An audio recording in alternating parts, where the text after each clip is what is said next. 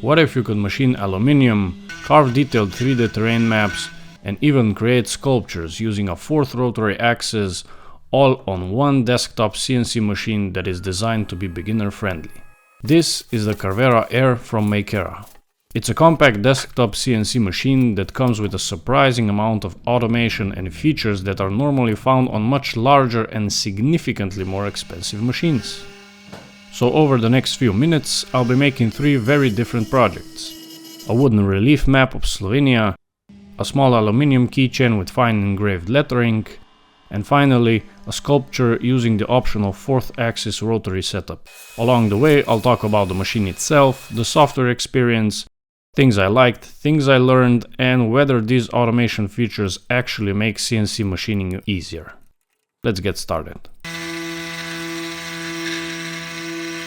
The Carvera Air arrived in a surprisingly compact package considering what it contains. Inside the box you'll find the machine itself, tooling, collets, accessories, clamps, cables, documentation, and everything needed to get started. One thing I immediately appreciated is that this isn't a CNC kit. You don't spend hours assembling linear rails, adjusting belts, or squaring a frame. The machine arrives almost completely assembled. For many people, that alone removes one of the biggest barriers to getting into CNC machining. After removing all the packaging and protective materials, setup was straightforward. Connect power, connect the machine, install the necessary accessories, and you're almost ready to start making parts. The machine feels solid. The enclosure gives it much more professional feel compared to open frame hobby CNC machine, and it also helps keep chips and dust contained during operation.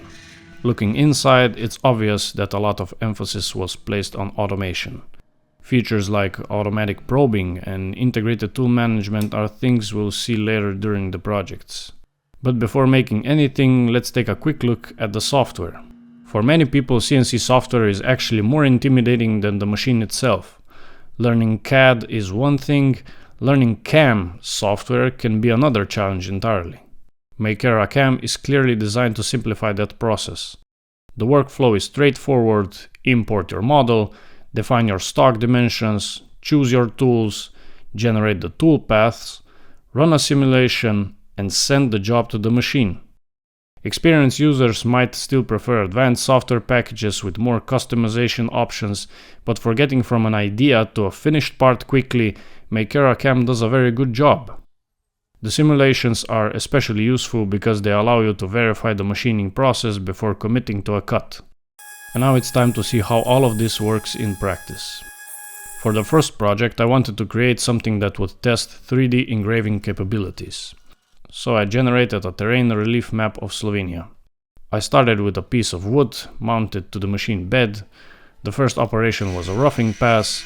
The goal here isn't to create detail, it's simply to remove material as efficiently as possible and establish the basic shape.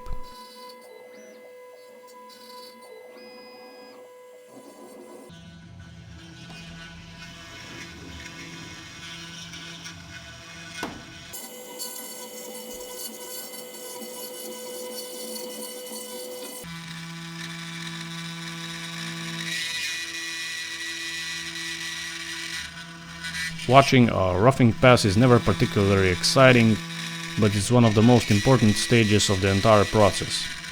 Once that was complete, I switched to an engraving bit for the finishing pass.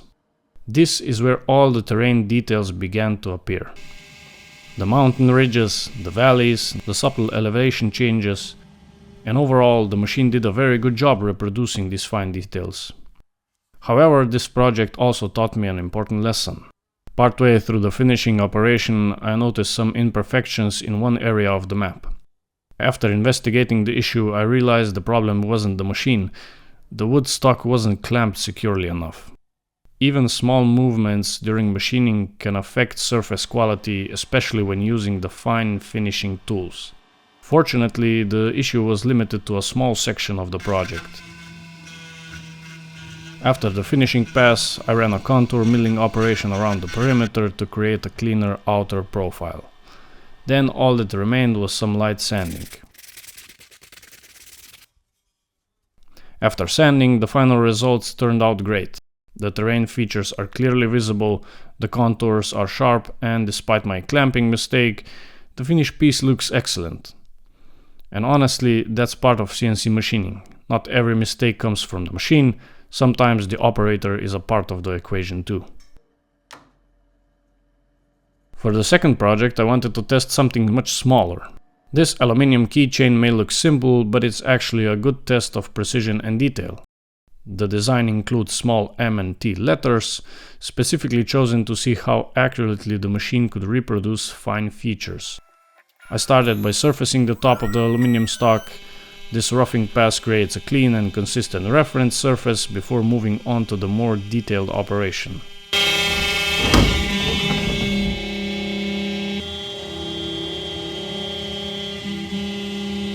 Next came the lettering. For this step, I switched to the smallest milling tool. The machine then machined all of the letters individually. This was probably the most interesting part of the entire project because the features are so small. When you're machining details of this size, any inaccuracies become immediately visible. Fortunately, the results were excellent. The letters remained crisp and clearly defined. The machine had no trouble reproducing the fine geometry. Once the lettering was complete, I moved on to the outer profile. But instead of cutting the keychain completely free, I intentionally left material attached. The reason was simple. I still needed to machine chamfers around all the edges. If the part had already been separated from the stock, holding it securely would have been much more difficult. After machining the chamfers, I ran the final contour operation. This cut through the remaining material while leaving small tabs to hold the part in place.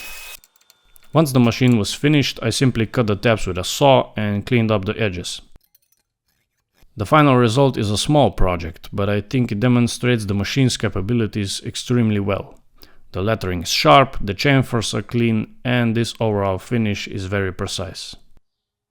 One thing you'll probably notice throughout the video is that I'm constantly vacuuming chips and dust. That's not because there's anything wrong with the machine, it's simply a good CNC practice. Keeping the work area clean improves visibility and prevents chips from interfering with the machining process. The same applies to machine maintenance. If you want accurate results over the long term, you need to keep the machine clean. Regularly cleaning the linear rails and moving components helps prevent premature wear and maintains accuracy. It's not the most exciting part of CNC ownership, but it's one of the most important. A well-maintained machine will consistently produce better results than a neglected one. The final project is probably the one I was most curious about. The Nefertiti sculpture included with the Carvera Air examples. This project uses the optional 4th axis rotary attachment. Instead of machining a flat workpiece, the material rotates during the operation. That allows the machine to create complex shapes that would otherwise require multiple setups or be impossible on a standard 3-axis machine. Setup was surprisingly straightforward. Once the stock material was mounted in the rotary axis, everything was ready to go. The first stage consisted of roughing passes. These removed the majority of the material very quickly. Watching the shape gradually emerge from a simple cylindrical blank is incredibly satisfying.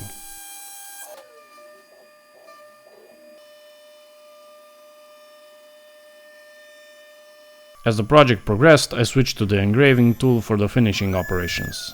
This is where the sculpture really came to life. The facial features, the contours, the surface details, everything became progressively more refined with each pass. What impressed me the most was how reliable the process felt.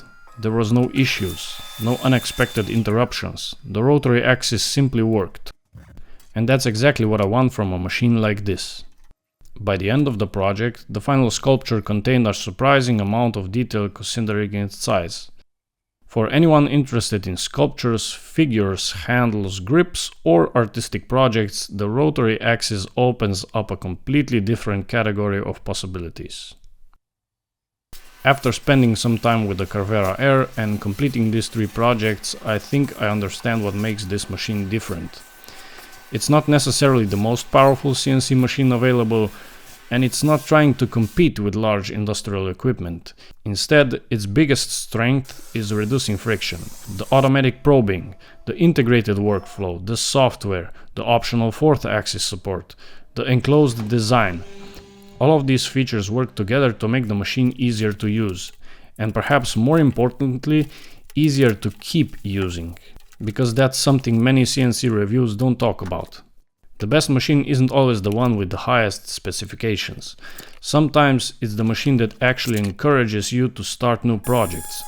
Overall, I've been very impressed with the Carvera Air.